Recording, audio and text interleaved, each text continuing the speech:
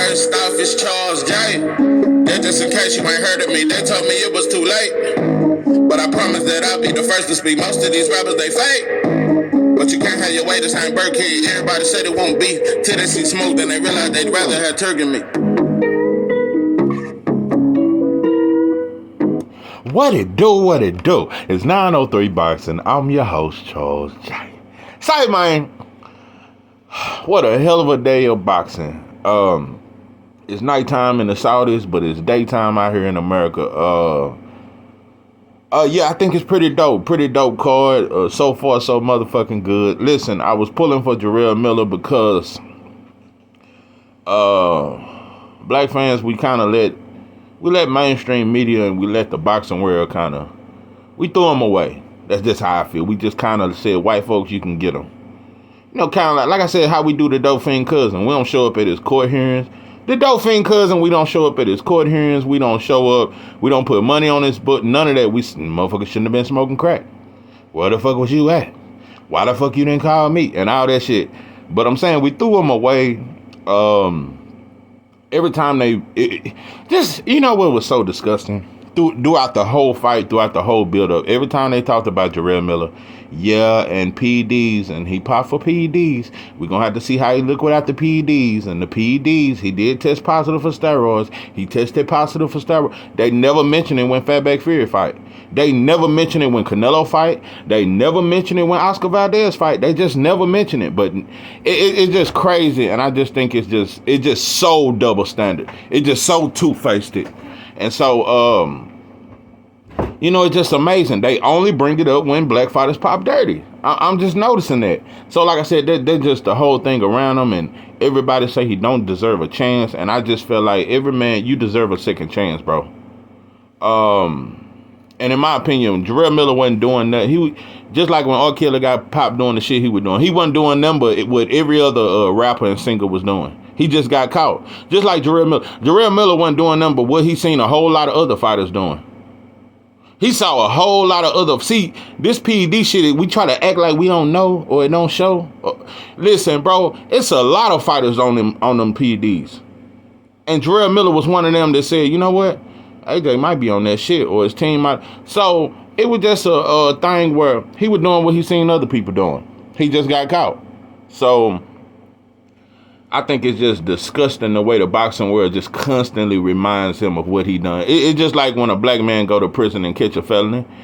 Every job interview, they gon' have you been convicted of a felony. You know, that's going to be on the application every time. Why they lied so many times. They got caught a few times. Anyway, the point I'm making is, even in defeat, I'm still happy for you, Jarrell Miller, that I'm pretty sure you got a good check. I did not know you took this fight on 3 weeks' notice because they kept talking about your weight during the whole fight. And that's going to be the meme. Jarrell Miller, 330 pounds, he with this. But he also took the fight on 3 weeks' notice. Another thing, I just want to give you credit. You was slow as shit. You was too big. You even admitted that after the fight. But you got heart like a motherfucker. And you tested Daniel. You gave Daniel Dubois what he need. And you made him a better fighter tonight. Guaranteed, Jarrell Miller, you made Daniel Dubois a better fighter tonight. I love the way y'all embraced after the fight and the respect. I'm real big on that, bro. When we done went to war, there's no need for me to disrespect you no more. That's how men handle things. So people talk about Jarrell Miller talking shit all the time. At the end of the day, he handled that shit like a man. He took his motherfucking L. He took that shit. But he a dog. That's one thing. You can say what you want. Like I said, can we get our Mickey Ward or Turi Gotti moments? Not when black fighters get the fuck beat out of them and they take a lot of punishment. It's just, he got the shit beat out of him. Nobody ever talk about his heart. So I just wish we talk about that shit. Yeah, when Mexicans do it, we always say, it's the Mexican heart and the Mexican style. Can we get a black heart? And it's the heart of the black fighter and the toughness. It's that Brooklyn shit that's just tough, and he's tough. We always say the Mexican's tough and the white boy's tough. But nah, bro, Jarrell Miller is tough. Motherfucker tough. And like I said, bro, it just ain't the same energy. When we take punishment, they make memes of us. Nobody ever say, man, he got heart. That motherfucker, they're a dog. He a warrior. No, it's going to be memes about Jarrell Miller. I'm already predicting it. Yeah. It's gonna be some shit. They gonna make some memes. But listen, I hope they give you some more fights, bro. I hope they don't throw you away because I heard the commentators, this is it for Jarrell Miller. If he don't win this is it. No, I think you deserve another chance in boxing. Hopefully you just get some more fights, bro. I like to see you be able to feed your family. I know you lost a lot of money with the shit you did and shit like that, being off all that time. So I'm definitely hoping you bounce back. I hope you get some more fights. I hope you get some more fights so you can feed your family. To Daniel Dubois, you got heart. Got my respect. This was what you needed. I didn't think you were gonna pass it, bro. I said he gonna. If you look at the whole stat, Jarrell Miller also wasn't in shape, and he wasn't throwing as many punches as he normally do. And even off PEDs, and he threw a lot of punches. Period. He wasn't a big dude, but he normally come in by 305, 300, 305 or something like that. But he was 330, and on fight night tonight he was about 350. He was about 360 or some shit like that, and he looked like he ate before he came to the locker room. But this was what you needed, bro. He was in your chest. What impressed me the most is when Daniel Dubois, it's somewhere in the early parts of the fight, he said, "I can't hurt him." It was a point where we didn't think Daniel could hurt him. It's like, what you do? And Jarrell Miller had a real good round. I don't remember what round it was, but it was a round where he was teeing off on Daniel. He hit him with some hard. Jarrell Miller got power. Not one punch knockout power, but he hurt you, bro. That shit hurt. He hit Daniel Dubois with some good shit. I want to say it was round 6. He hit Daniel with some good shit. In the early rounds, Jarrell Miller was landing good shots here and there. Hard little hooks. And he was landing body shots. He never broke Daniel Dubois down. Daniel Dubois broke Jarrell Miller down.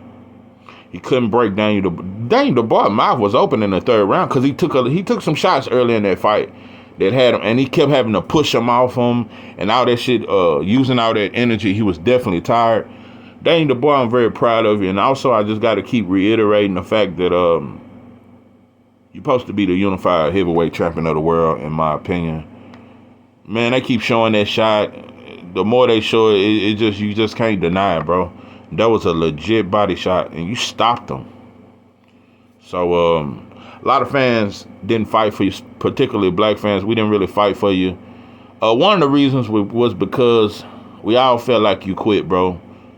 Usyk hit you with a straight, with a power jab from the southpaw stance. So he hit you with the right hand. It was just a power jab, and you got on your knees, and you watched the ref count to 10. In your defense, though, Joe Joyce, I'm gonna tell you motherfuckers something. That's why a lot of motherfuckers really don't know boxing, bro. And I look at matchmaking. When they want to X a fighter out, bro, it's somebody for everybody. No. I'm gonna tell you, motherfucker, it's somebody for your favorite fighter. If they match him up, he'll struggle. And they go for every fighter in boxing. The right fighter, if they match you up, bro, you'll struggle. That's why matchmaking is very important. Joe Joyce was a horrible style for Daniel Dubois. Joe Joyce got a granny chin, come forward, throw a lot of punches, just too strong. Daniel Dubois, it was too much. It was a terrible style. I'm gonna tell you another thing. But when you look at Joe Joyce and Zhang, that was a terrible style for Joyce. Had Joyce never ran into Zhang, the only other fighter beats him is Wilder. Had Joyce never run into Zhang, because don't nobody else got power like Zhang to keep. Usyk could not keep Joyce off him, bro. You do not have the power to keep. It took a Zhang to get Joyce out the way. And Joyce, at this point, I don't think he's the same. I think those fights took a lot. Without that Zhang fight, had Daniel Dubois never ran into Joe Joyce, Daniel Dubois would be a world champion. And had Joyce never run into Zhang, Joe Joyce hard to beat, bro. You got to have devastating power. It is very hard to outbox Joe Joyce because he cuts off the ring, and he got power. Joe Joyce is a very difficult style. Even though he's slow, it took the power of Zhang. Without that power, bro, it's over with. Over with. They put Joyce in there with the worst. A southpaw. He had never fought a southpaw, and this dude got devastating power. It's like when you look at matchmaking, bro, they know what they're doing. They know what they're doing. That's why they didn't make Herkovich rematch Zhang. Because Top Rank trying to build him and shit like that, and he got the win over Wild in the amateurs. Nah, bro. The matchmaking is very important. Matchmaking is very strategic in boxing. So, like I said, had Daniel Dubois not run into because George took Daniel Dubois' confidence. He took your confidence. That's why it was so easy to take a knee in that Usyk fight and watch that ref count to 10. George took Daniel Dubois' confidence. He took his heart. But you got that shit back. You got, like, hey, that shit we say, that shit we talk, got it out the mud. You got it out the mud in this fight, bro. Even though Miller was out of shape, you was still tested. You was tested. Even when you was gassed out, you dug deep. Even you said it out the fight. You said, I proved my heart. And fighters need to see that. Fighters, every fight, especially when you've been in a situation where even you feel like you folded, you need these fights where you gotta show, I gotta be tested to where when nothing is left, what will I do? A lot of you motherfuckers don't know what you'll do under pressure. No. Without your homies and without that pistol, it's a lot of you motherfuckers you really don't know what you're capable of. So, it's deeper than boxing. It's just as a man. Daniel Dubois, he's a man again. Yeah, you's a man. You done it. You walking in redemption, bro. And like I said with Jarrell Miller, even in defeat, bro, I still respect you. I respect Jarrell Miller. I just do. Yeah. You know, he do all them antics and they try to act like he's a villain, but when Fury do it, it's exciting. So I think Jarrell Miller is good for boxing. Like I said, if Canelo can pop dirty, if Fury can pop dirty, and all these other fighters pop dirty, and we never bring it up no more, I wish we stopped bringing it up and just get a man another chance. But you're going to have to lose about 30 to 40 pounds, Jarrell Miller. You're a much better fighter when you lighter, bro. You need to get down to about 270, 280.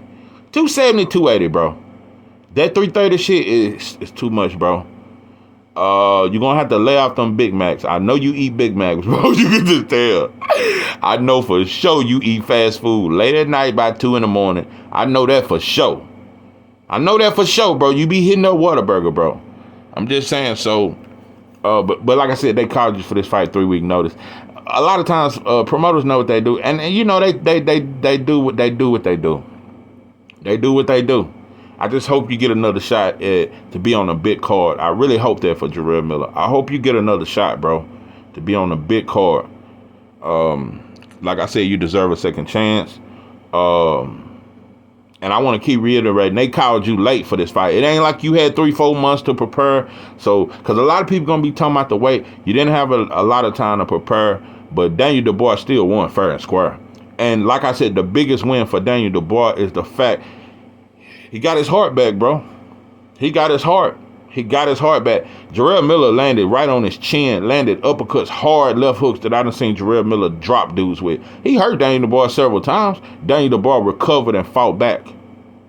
He had to fight. And like I said, bro, a lot of your favorite fighters need a fight like that, where somebody gonna make them fight. Sometimes I'm telling you, bro, I like to see it. I like to see when a fighter fight. A lot of people talk shit about Errol Spence when he beat Sean Porter. He was exposed. He got hit too much. Didn't nobody talk about how much of a dog he was. He beat Sean Porter at his own game. Errol Spence wanted to prove, bro, I can outfight you. I showed Mikey Garcia I can outbox him. They said that shit was boring and I should have got the knockout. Well, now I'm finna show you I can fight. So, we all need to learn how to fight and understand, just cause we all need to know what's in us, bro. I'm telling you, bro, it's a lot of you motherfuckers got homies with you. And I'm telling you, bro, without that pistol, I'm telling you, without that pistol, with his back against the wall, ain't nobody else around, I could slap him in his motherfucking mouth and take his dope and his money. There's a lot of you motherfuckers that got partners and y'all in the crew, bro. But I'm telling you, without them 223s, most of you motherfuckers really don't know what you would do. You really don't know what you would do without that pistol, bro.